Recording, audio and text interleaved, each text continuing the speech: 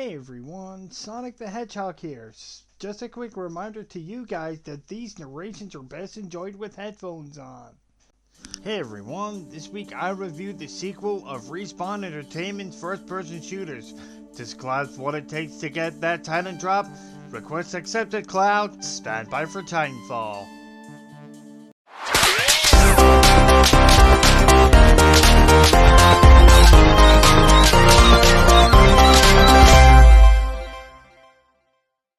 Respawn Entertainment's Titanfall series is the classic tale of the underdog of this generation. The series started off rather slow. The original Titanfall was released exclusively to the Xbox One. Also, the first entries had more than its fair share of issues. First off, the game itself was programmed using Microsoft's Azure server-based operating system. Therefore, the single-player element of the game was practically non-existent. To be fair, this game has a campaign mode, but the campaign itself was just a collection of multiplayer matches. When this game was announced back in 2016, it felt like Respawn Entertainment turned over a new leaf. Respawn got rid of the Xbox One exclusivity, allowing PlayStation 4 customers standing by for Titanfall. This game takes place in the Frontier, a collection of planets far away from Earth. A militaristic but totalitarian regime called the Interstellar Manufacturing Corporation, IMC, imposed martial law to the populace. Inevitably, people rose up to form the Frontier Militia, which began the fight back against the IMC. You play as the part of Jack Cooper, a militia grunt who was sent to the alien planet of Typhon as a part of a mass assault against the IMC. Your point of contact upon arrival got captured by the IMC. It is up to you and your trusty Titan B2, who was inherited from its now deceased pilot, to infiltrate the IMC, rescue Major Anderson, and send those corporate dogs packing. The visibility we gave it 10. This game has numerous colorblind modes which can be changed on the fly via the options menu. This makes it easier to differentiate friend from foe in the heat of battle as the match progresses. You should be able to play this game with minimal to no issues. Audibility, we gave it 11. There are in-game subtitles which can be displayed during the multiplayer matches and the campaign, so when a Titan's AI gives updates, for example, a friendly Titan is attacking your target, and when your team is taking the lead, so you should be able to keep on track of what's being said in the campaign or in multiplayer matches, so you can fully immerse yourself in the action. Mobility, we also gave an 11. This game has customizable button layouts so you can rebind the buttons to suit your impairments.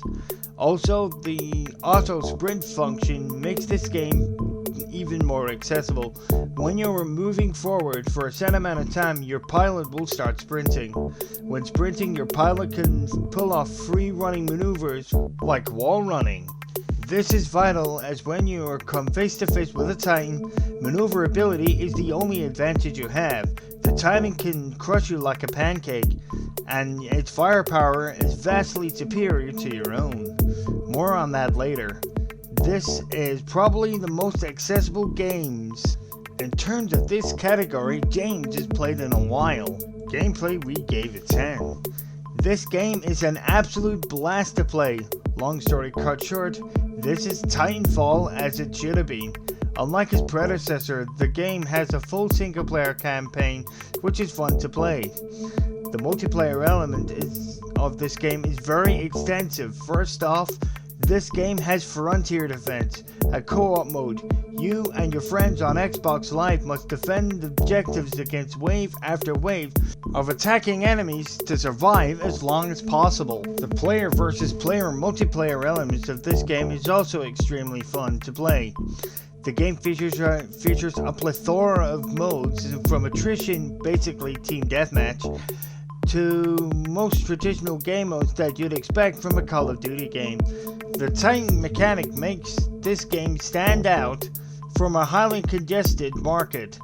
At regular intervals, you can call in a Titan. However, you can complete objectives, kill enemy grunts and pilots to speed up recharge times.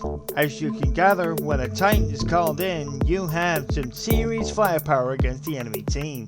As a matter of fact, the amount of Titans your team has on the battlefield makes the difference between victory and defeat. The customization options in terms of loadout are extensive.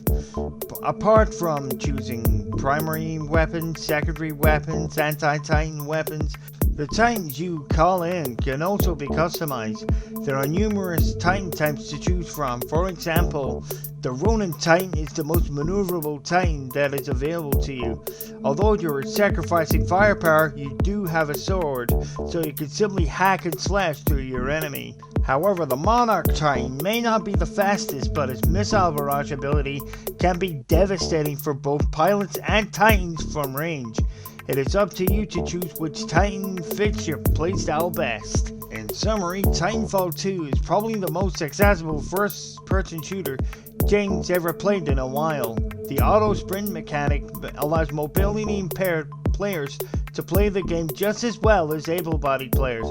This game sets the bar for other first-person shooters. For example, Advanced Warfare's jump jet mechanic was an outright plagiarism of the parkour elements of Titanfall introduced. If you're looking for a futuristic shooter to keep you sane during this lockdown, this game is highly recommended. And the overall score, it's a colossal 105%. See you guys in the next review. Sonic the Hedgehog reading on the behalf of Spartan Commander 9090 out. Now it's time for another open question.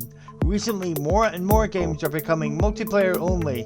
The original Titanfall is one of them. For example, Call of Duty Black Ops 4 has no single player campaign, and the 360 port of Advanced Warfare follows this due to space and hardware limitations. The latest addition into the Fallout series, Fallout 76, follows the same trend. Nowadays, single-player only games are far and few between. What do you think of all this? Is multiplayer only the future of gaming? It's a time for the single-player only games to go to the retirement home. Let us know in the comments. Remember to stay safe, stay inside, and stay alive. Roll out, Spartan Company.